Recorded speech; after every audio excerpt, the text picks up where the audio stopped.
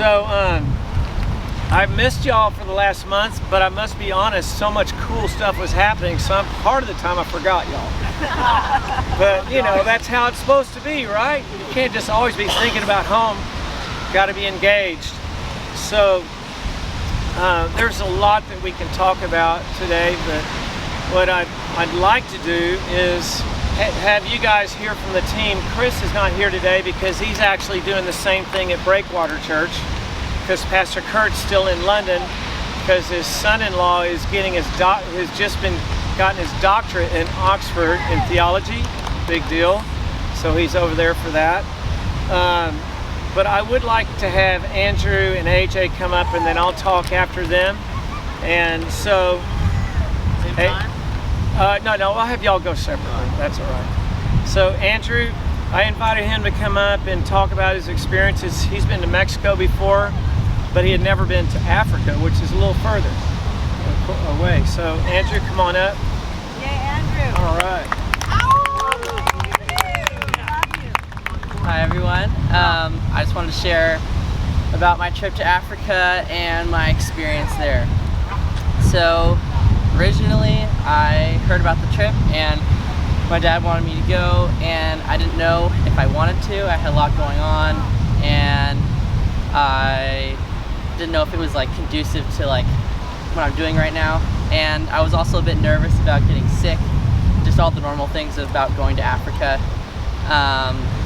Yeah, but I thought about it and I just decided that I would go, so I started preparing for it, and I ended up getting the funding I needed thanks to a lot of you, and yeah, so I went, and I'm very glad that I went because it was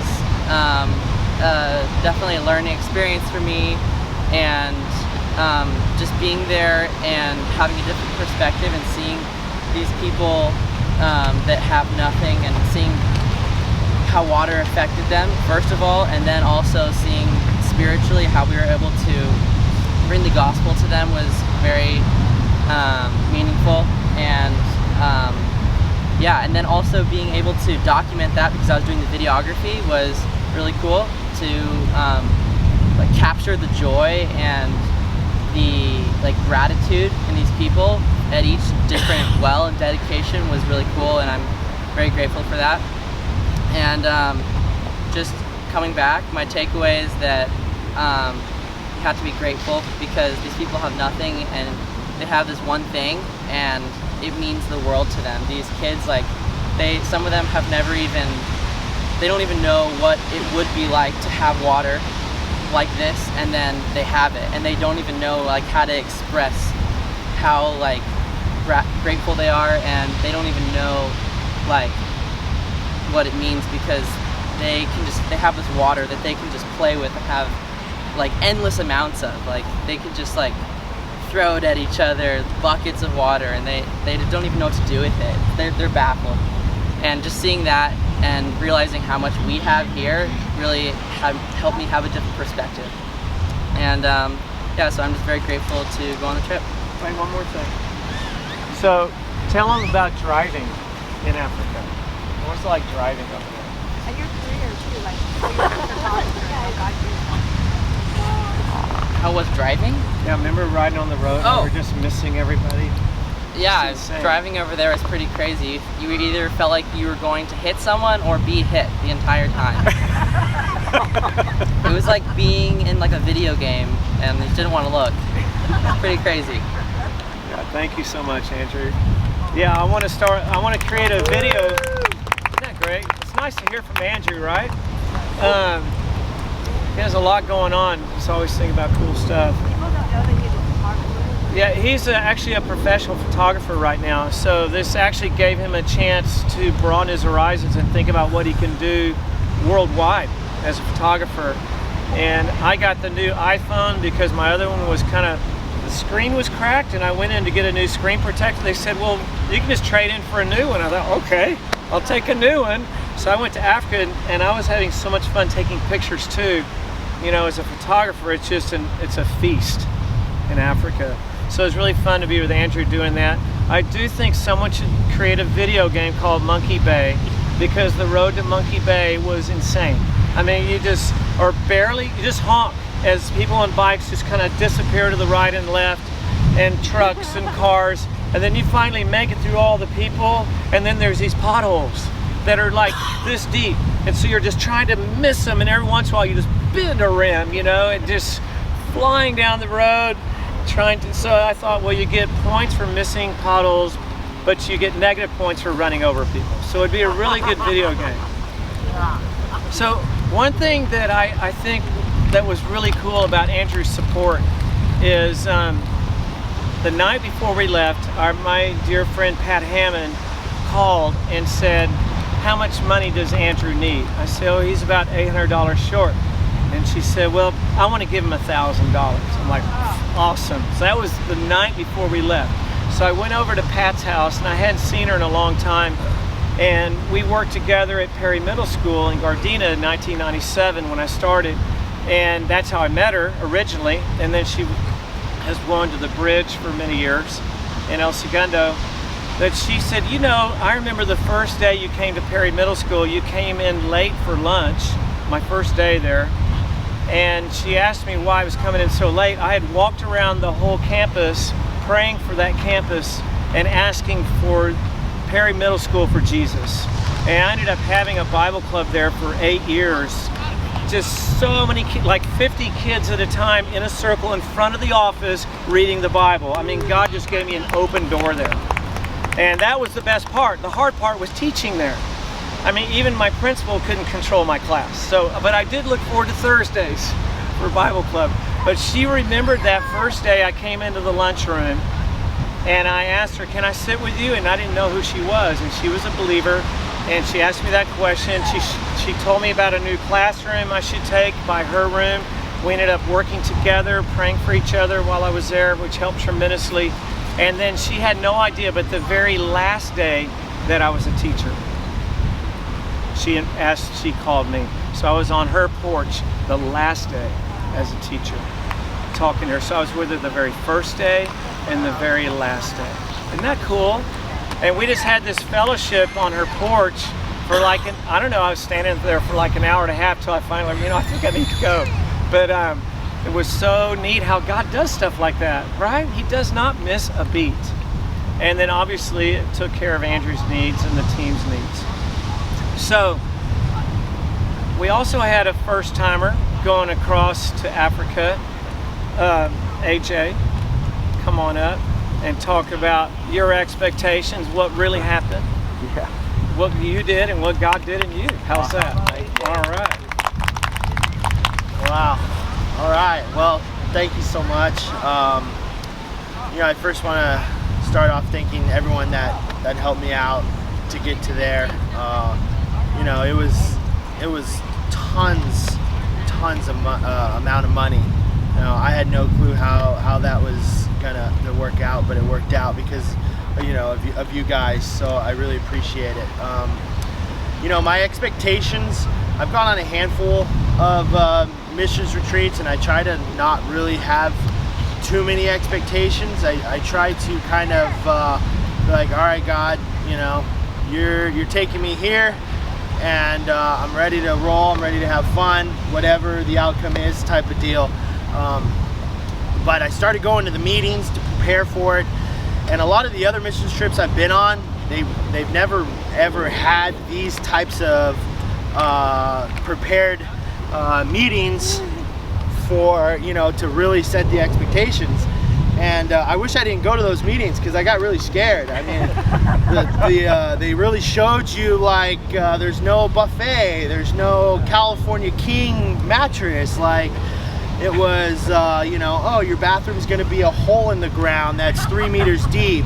And you're a big guy, and if it dries up, you could potentially fall in the hole in everyone else's stuff.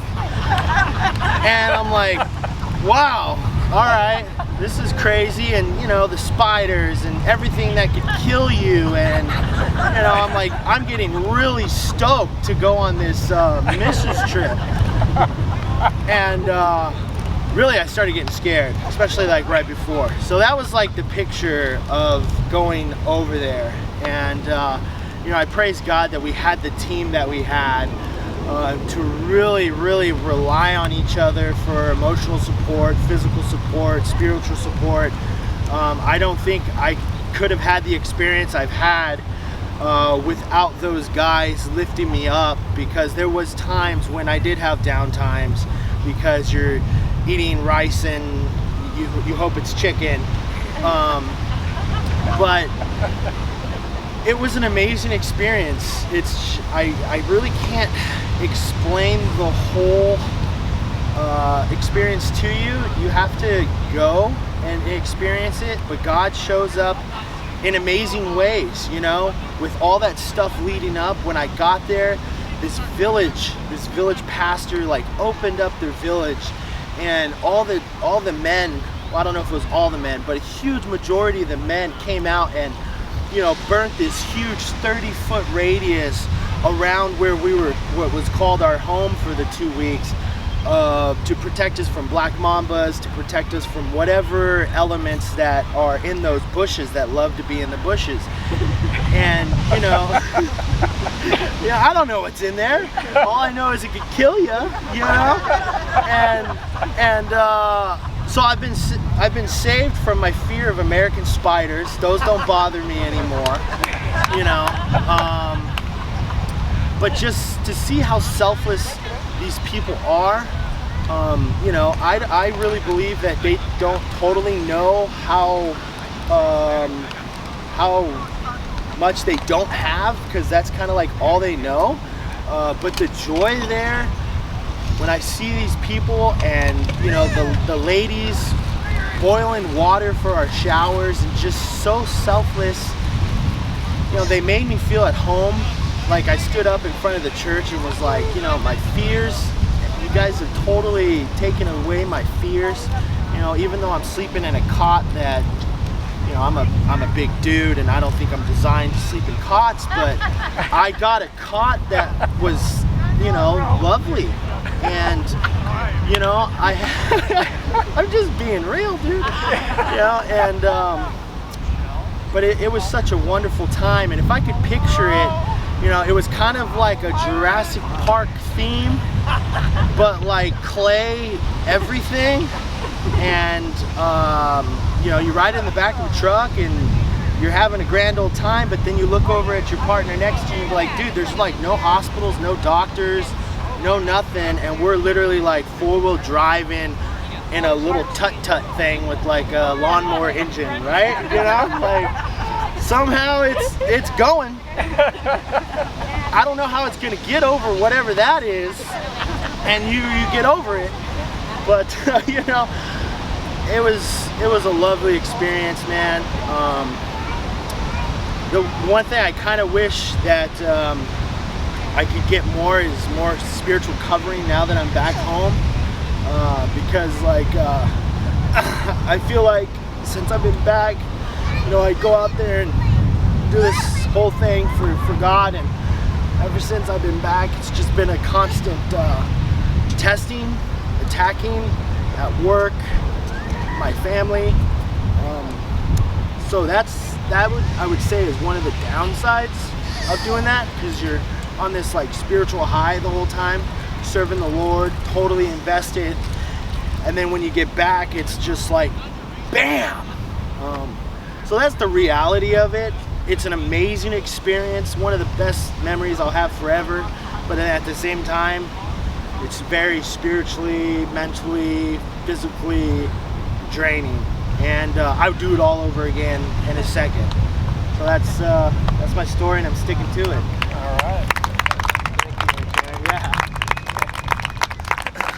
I must say, AJ kept it live over there. I mean, he would say these things I don't even want to talk about here. It was really funny at the time.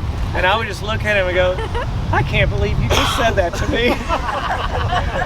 But he just kept it live, and we just had the best time standing out there at night worshiping, standing underneath the Milky Way and the Southern Cross, and just with Chris and Kurt, and just on the other side of the world. Well, we were hanging upside down, thankful to gravity we didn't fall off. And just standing there worshiping, right? Was that awesome? Can you believe we were just there? It was insane. being, you know, I do attest to the spiritual warfare because our families had some of that. Actually, Elena was bit by a German Shepherd while we were camping a few days ago, and I may take her to the doctor tomorrow because it's hurting a lot. She's just riding her bike around the lake, and this German Shepherd came out of nowhere with any warning up behind her and just bit her right in the leg. Nice, big, deep chunk. So, you know, things like that, you know, that are challenging. And it is hard when you come back from a high like that back into reality. In fact, in Youth with a Mission, I used to be part of Youth with a Mission. They have a book called Re-Entry on how to re-enter, especially if you've been gone on a outreach for 3 months like I did in the Ukraine and Thailand. It's helpful to know how to re-enter into normal society after having that experience, because not everybody understands where you just were, you know, and a lot of times your heart is just so full and you come home and people are so ungrateful and wasteful and not appreciating what they have, and it's easy to feel really out of sorts, you know. But that's why it's so good to go on these trips, not only to preach the gospel in a Muslim area like we did, but also to get perspective as a believer so that you can be a stronger believer. Amen. So I just kept track of a little journal here. I just want to go through it and hit some high points while we were gone. But just to let you know, those of you that aren't familiar with what we were doing, we worked with Water Wells for Africa, which is a non-profit group. Actually, Charlie Sheen is the one that started the whole thing, believe it or not. He had some money 25 years ago, and his stunt double, Eddie Braun, goes to Hope Chapel, Hermosa Beach. And so he asked Eddie to go to his church and find out how he could give some money to be helpful. So Eddie came and talked to Pastor Kurt, who was at Hope Chapel at that time, and Kurt was the new missions pastor, and they looked up poor countries in the world and found Malawi, found out their greatest need was water. So Charlie sponsored the first well. And now here we are 350 wells later, and an average well services 50 families with 5 people each.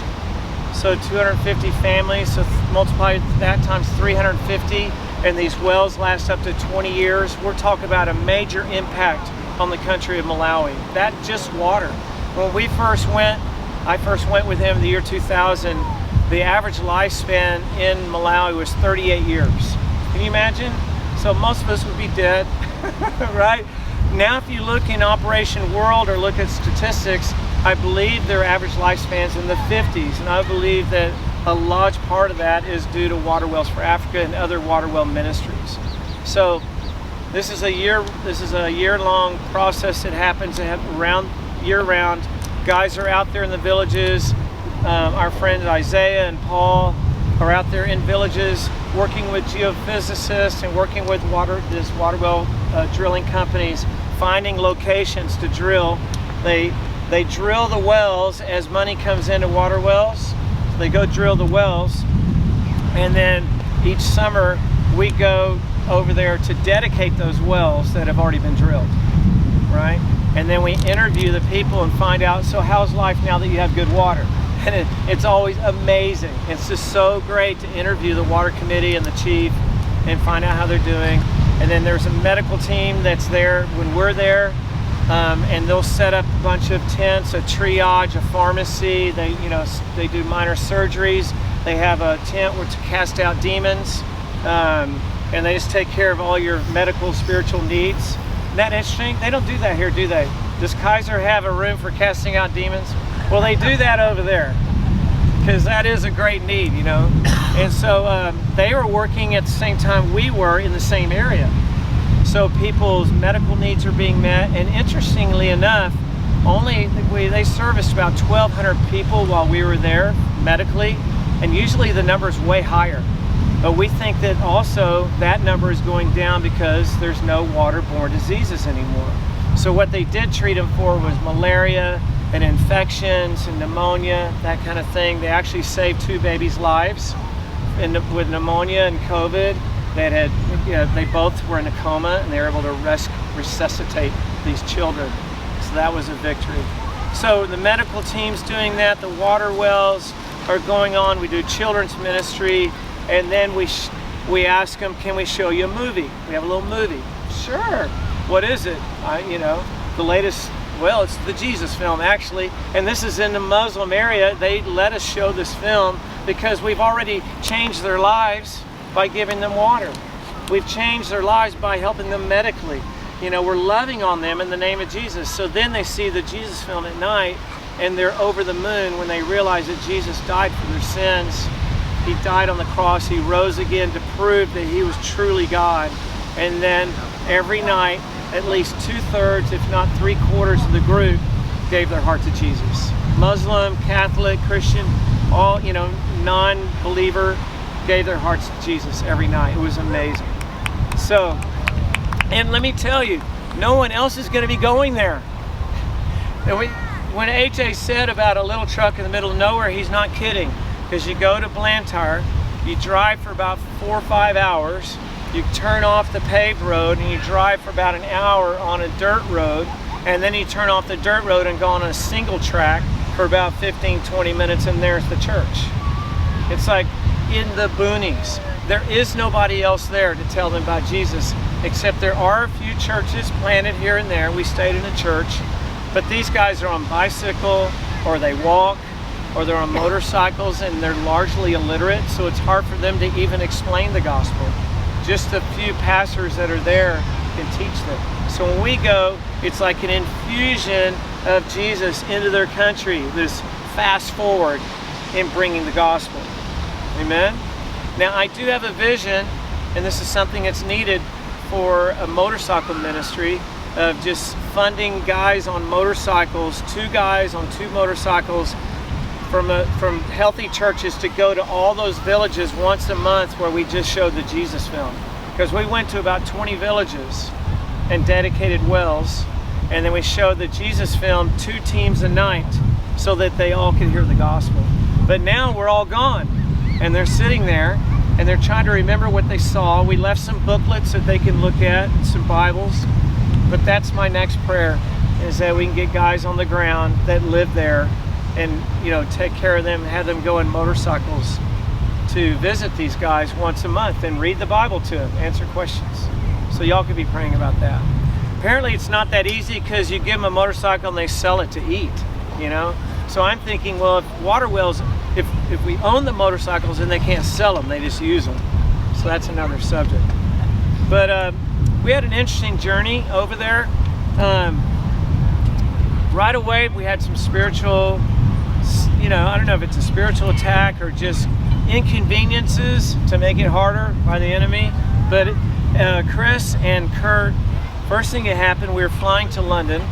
What you do is you fly all night to London, and then over there, and then you fly all night to Johannesburg, and then on the 3rd day, and then on the 3rd day, you go a half day to Malawi.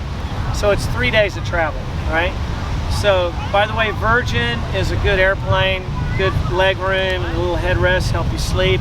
The stewardesses are great. I was really thankful. I was actually watching a James Bond movie, and Andrew thought it was funny too. You're watching James Bond, and this lady comes up with her British accent and says, "Would you like some tea?" And all of a sudden your movie and reality comes together. Anyway, it's kind of funny. But, so we got to London. Chris was sitting next to this 15-year-old girl, and she wanted to switch places with him and get the aisle seat so she could sit next to her nanny.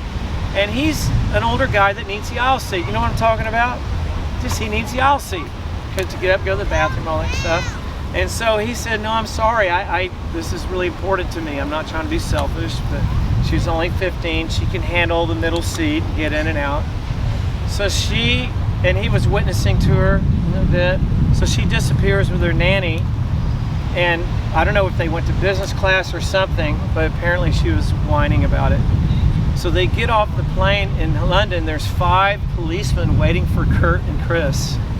And they question them, full on guns and chest protectors, because this girl was complaining about them harassing her. And Kurt's like, "I didn't say anything. I'm guilty by association, So thankfully they just wrote down their names and let them go. So that was really interesting. And then when we got to Africa, Chris's bag didn't make it. So he went to the village without any of his stuff. He had to go to a thrift store and buy clothes. And but you know what? He was taken care of. It was amazing. He never had any of his stuff that he planned so carefully to bring in his bag. You know what it's like to prepare for a trip? And can you imagine you get there, you just don't have it. It's just different, right? But he was so good, he didn't complain. You'll meet him when we have the time at our house to show the pictures and the videos.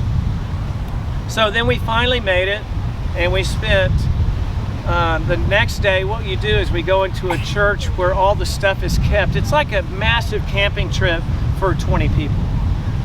So we have all this stuff packed away. We pull down old suitcases and we load up all the suitcases with food and supplies and mosquito nets and everything that you can think of for a massive camping trip. That took a full day. And then Andrew and a small group of guys went out to the village ahead of time to set up the church, and we turned this church into a hotel. The altar became a kitchen, hung mosquito nets, divided it between men and women, and we all slept in there. So they went a day ahead, and then the rest of us came the next day. And so the very first day was a Friday where we started doing ministry, and they sent us out, and they sent out Kurt's team in 2 different groups. We had a Land Cruiser and what's the other? Helix, those nice Helix trucks, 4x4, and each day we'd go out in those 2 trucks. So the very first day I went to dedicate the well that we raised money for. And let me look at the name here to make sure I get it right. So the village is called Mayaleka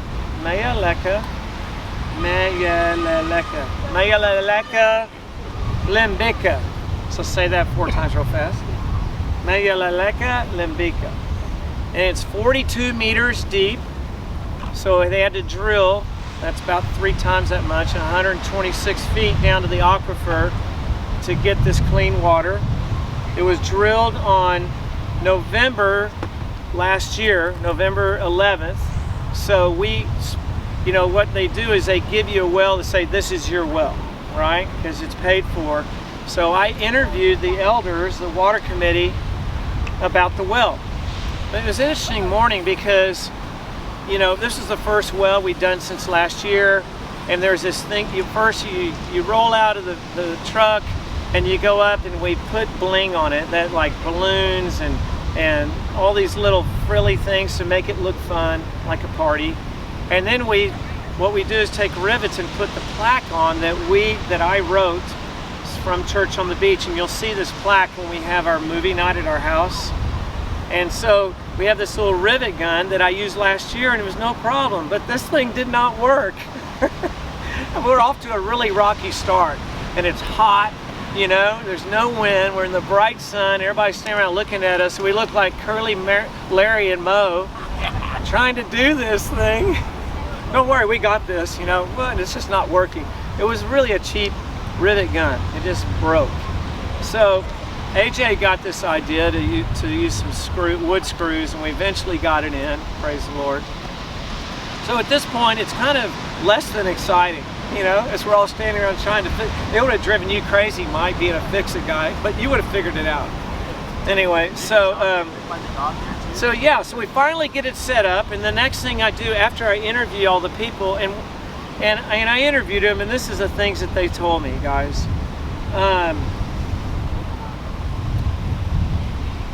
This is what they told me. They looked at me and they said, since the beginning of the creation of the world, we had no hope. Come on, how can you make it even any more emphatic than that? Since the beginning of the creation of the world, we had no hope, and you have given us hope. Wow. I tell you, you hear stuff like that and you're just done, right? You will never be ungrateful for anything again. They said for 5 years, they don't know of any time in history for their village, for their people, that they've ever had good water. Ever. In the history of their tribe. You see what I'm saying? since the beginning of the creation of the world in their understanding of the world. They've prayed for 5 years. They were praying and just desperate for water, and water wells answered it right away.